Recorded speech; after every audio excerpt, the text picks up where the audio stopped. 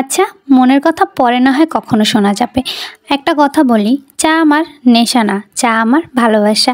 আচ্ছা একটা কথা বলো তো, বাহিরে জিনিসপাতির দাম বেশি নাকি আমি একটু গরিব বেশি? যাই হোক, ওদিন মার্কেটে গেছিলাম একটা শাড়ি কিনতে। লাল রঙের শাড়িটা কি পছন্দ হয়েছে আমার, কিন্তু আমার বাজেটের অনেক বাইরে। সেজন্য ওইখানে বসেই চিন্তা করলাম যে নিজে নিজে করব। কিছুদিন আগে তো দেখছো ভাইরাল হয়েছে তানিশা আপু হচ্ছে আলিয়া ভাটের শাড়ি বানাইছে, নিজে একটু কপি করার চেষ্টা করছে, যদিও এটাকে কপি বলে না। তো আমিও তাকে কপি করলাম, যাও আমি তানিশা আপুকে কপি করলাম, কিন্তু তার মতো করে নয়, আমি নিজের মতো করে একটা শাড়ি বানাবো যেটার বাজেট আমার সাধ্যের মধ্যে। তো এই শাড়ি বানার কাজ শুরু করলাম আজকে, জানি না এটা কবে শেষ হবে আর কবে তোমাদেরকে পরে দেখাইতে পারবো। তো এই শাড়ি বানানোর মাঝখানে আমার একটা বিজনেস আইডিয়া আসছে, বুঝছো? তোমরা যদি কেউ আমার কাছে কোনো রুমাল বানাই নিতে চাও তাহলে বললো, আমি তোমাদের নাম দিয়ে আই লাভ ইউ কী লিখতে চাও ভুলো না আমায় লিখা তোমাদেরকে দিব, ঠিক আছে? এটা আমি কিছুদিন পর বানাবো, তখন তোমাদেরকে না হয় দেখাবো, যার যেটা ভালো লাগে নিবা।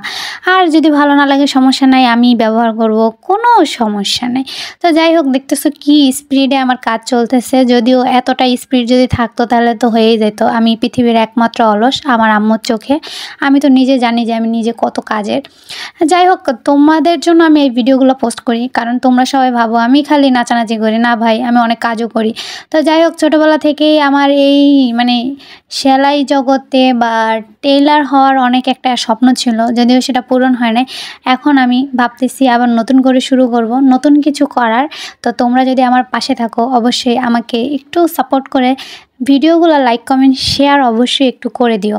যাই হোক, এই যে দেখো কাজগুলো অনেকটা করা হয়ে গেছে। কথা বলতে বলতে এইদিকে যে আমার চা ঠান্ডা হয়ে যেতেছে সেই দিকে আমার কোনো খেয়াল নাই। আমার আগে হচ্ছে শাড়িটা পরতে হবে বানায়া।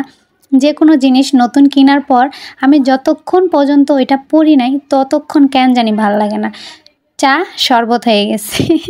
তো ভালো থাকবেন, সুস্থ থাকবেন, আর আমার ভিডিওটা ওই যে বললাম শেয়ার করে যাবেন।